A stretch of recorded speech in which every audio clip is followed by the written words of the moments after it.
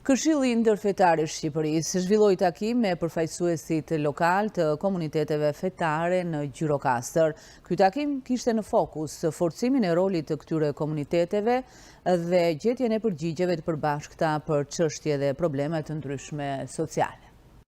Këshilli Ndërfetar i Shqipërisë zhvilloi në Gjirokastër një takim me Departamentin e Rinisë, të Gruas dhe me përfaqësues lokal të komuniteteve fetare. Gjatë këtij takimi të pranishmit u njohën me strukturën e këtij këshilli, si dhe shkëbyen eksperienca me zona të tjera lokale në të cilat komunitetet fetare kanë një bashkëpunim të frytshëm. Lidhur me rëndësinë e këtyre eksperiencave, duke përfshirë dhe fuqizimin e bashkëjetesës fetare, është prononcuar për mikrofonin e RTSH Gjirokastra sekretari i përgjithshëm i këtij këshilli, Gent Kruja.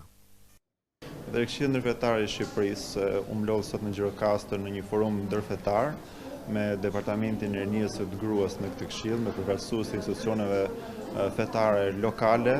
të Gjirokastrës, përfaqësues nga institucione arsimore, ku ndam së bashku eksperiencat e Këshillit Ndërfetar të tij bashkëpunimit i cili rrjedh prej disa vitesh midis institucioneve të 5 komunitete të ndryshme fetare, ku të rinjt dhe të reja të këtyre departamenteve nga Këshilli Ndërfetar i Shqipërisë tashmë të përqendruar në disa qytete, po ndajnë eksperiencat edhe me vende të ndryshme lokale ku komunitetet përkatëse kanë një bashkëpunim të mrekullueshëm. Ndarja e këtyre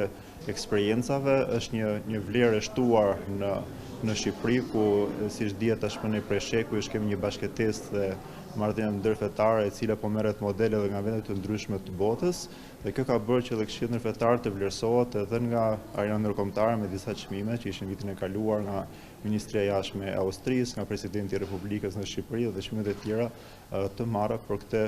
bashkëpunim. Unë mendoj se kjo vlerë e shtuar për Shqipërinë është një model frymëzues edhe për institucionet zyrtare shtetërore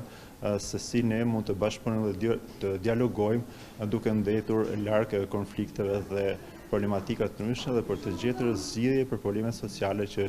shqetësojnë në shoqërinë shqiptare.